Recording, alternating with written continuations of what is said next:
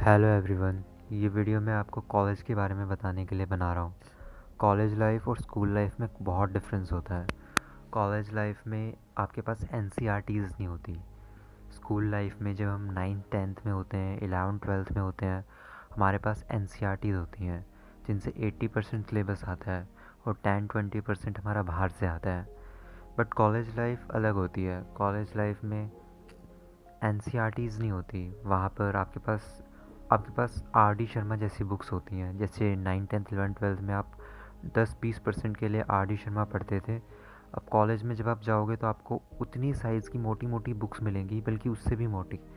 और आपके पास एनसीईआरटी जैसी कोई पतली बुक नहीं होगी जिससे आपका 80% सिलेबस आता होगा।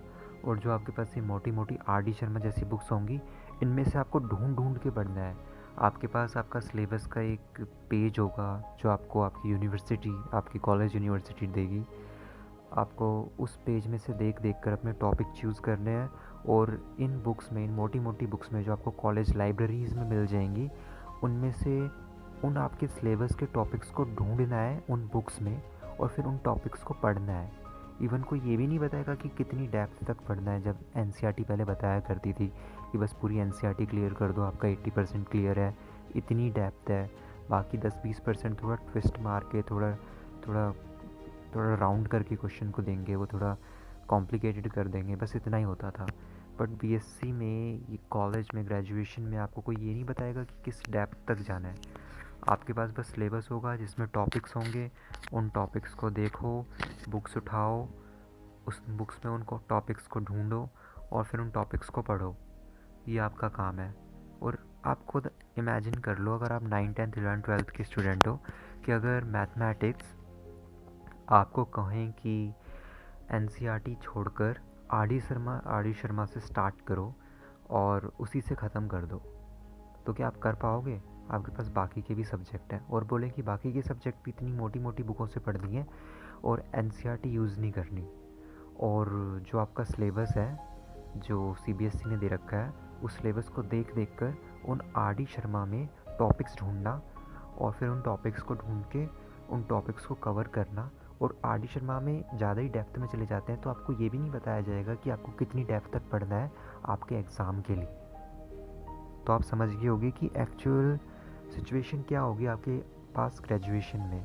क्यों ग्रेजुएशन में बच्चों के 99% नहीं आते, बल्कि वो बच्चे जो खुद 99-98% ला के जनरल कैटेगरी में होके कॉलेज में एडमिशन लेते हैं, वो फिर 95% भी नहीं ला पाते अपनी ग्रेजुएशन में। रीज़न ये है कि आपके पास इतनी मोटी मोटी बुक्स हैं और आपके पास असली एनसीईआरटी जैसी कोई बुक नहीं है। दूसरा बड़ा रीज़न है कि अब तक आपको पढ़ाया जाता था, आपकी कोचिंग्स हुआ करती थी 9th 10th 11th 12th तक की।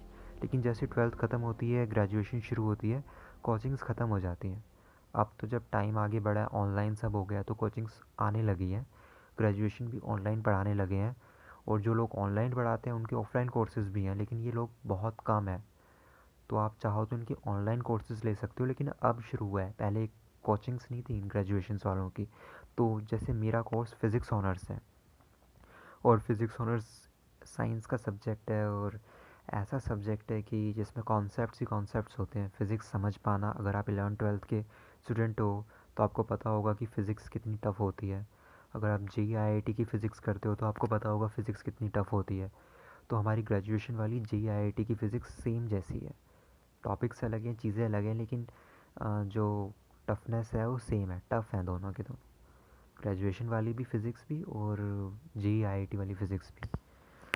तो आपको पता होगा ये किस लेवल की टफनेस इस समय मैं फ़ेस कर रहा हूँ।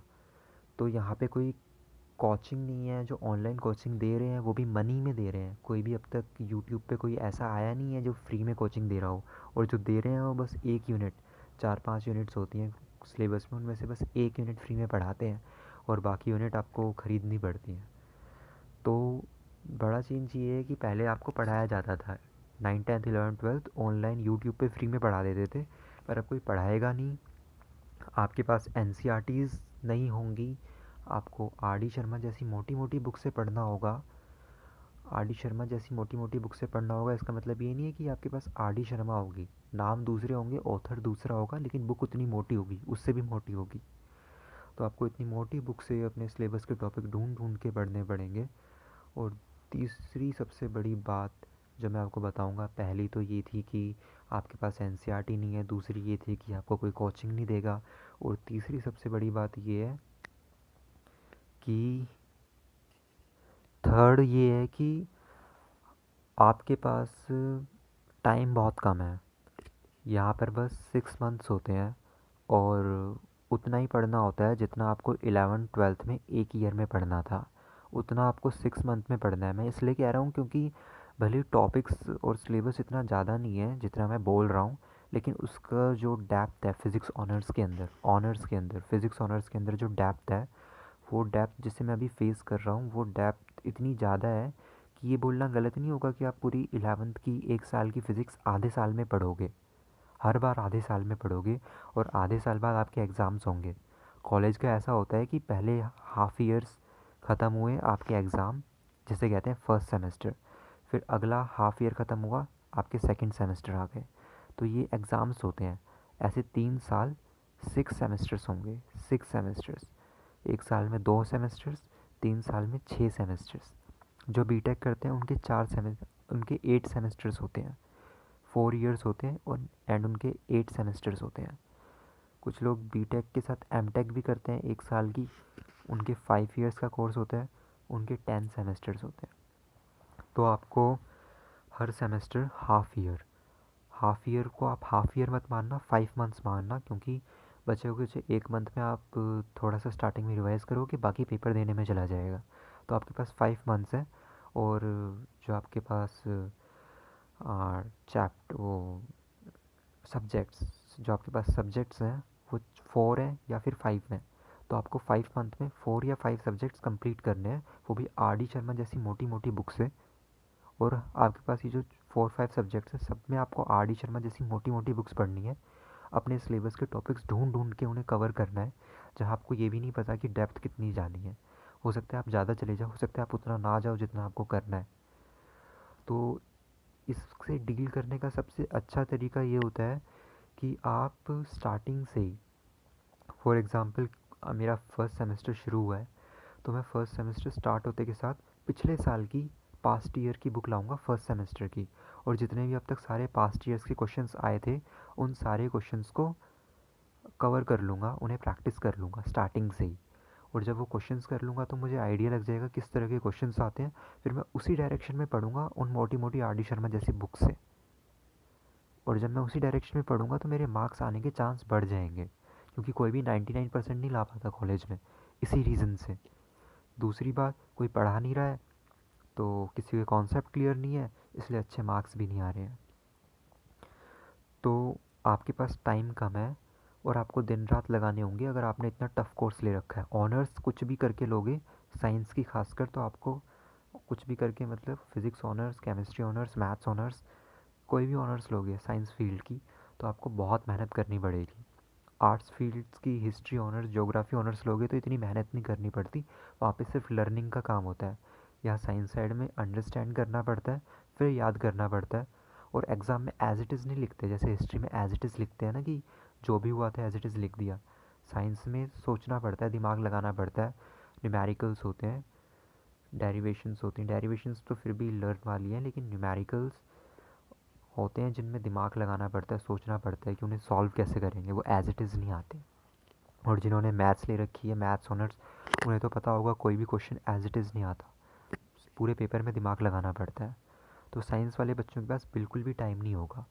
जब भी आप ग्रेजुएशन करो, जब आपकी ग्रेजुएशन की एज हो जाए, तो सोच लेना कौन सा कोर्स लेना है, एक बार थोड़ा सा पढ़ कर देख लेना उसे लेने से पहले, क्योंकि ऑनर्स कोर्सेज टफ़ होते हैं।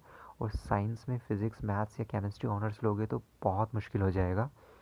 और ये सिर्फ तभी लेना जब आपकी 11th 12th में उन पे बहुत अच्छी ग्रिप हो।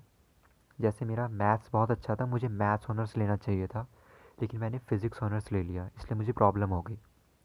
मेरी बैक्स आई, लगातार 3 बैक्स आई पहले ही सेमेस्टर में। 4 सब्जेक्ट्स में से 3 सब्जेक्ट मेरे फेल हो गए। एंड अब किसी तरह करके मैंने उन्हें पढ़ लिया है और मैं उन्हें क्लियर कर दूंगा। बट आप इसका ध्यान रखना कि गलत कोर्स मत ले लेना, ये टफ़ होते हैं ऑनर्स कोर्सेज, इन्हें मैंने मजाक मजाक में ले लिया। तो बस इतना ही। एंड टाइम कम होता है आपके पास, तो जल्दी जल्दी आपको सब कुछ करना होता है। पास्ट ईयर्स आपकी हेल्प करेंगे। आपको पढ़ना तो रिफ्रेशर से ही पड़ेगा, और कोई आपके पास ऑप्शन नहीं है। पास्ट ईयर्स उठाओ, पहले उन्हें ख़त्म करो, फिर रिफ्रेशर्स में जाके उनकी क्वेश्चंस प्रैक्टिस करना। ज़्यादा क्वेश्चंस में मत लगना। सब चैप्टर्स के जो जो टॉपिक्स आपके सिलेबस के हैं वो ख़त्म कर लेना, उनसे थोड़े बहुत क्वेश्चंस कर लेना, पास्ट ईयर्स पूरे कर लेना। और जितना जल्दी हो सकता है उतनी जल्दी करना, ताकि इसके अलावा कुछ और मटेरियल आपको, इम्पोर्टेंट क्वेश्चंस का मटेरियल आपको ऑनलाइन मिल जाएगा यूट्यूब पे। यूट्यूब पे लोगों ने दिए हैं बीएससी के कोर्सेज़, लेकिन बिल्कुल भी कंप्लीट नहीं है। एक चैप्टर भी ढंग से नहीं करा रखा है, बस क्वेश्चंस दे रखे हैं। तो जब आप पास्ट ईयर्स कर लोगे, थोड़ा बहुत हर एक टॉपिक सिर्फ उन मोटी मोटी बुक से कवर कर लोगे, उसके बाद आप यूट्यूब पे जाके क्वेश्चंस प्रैक्टिस कर सकते हो, जिससे आप बड़ी इजीली टैकल कर सकते हो बीएससी ऑनर्स को।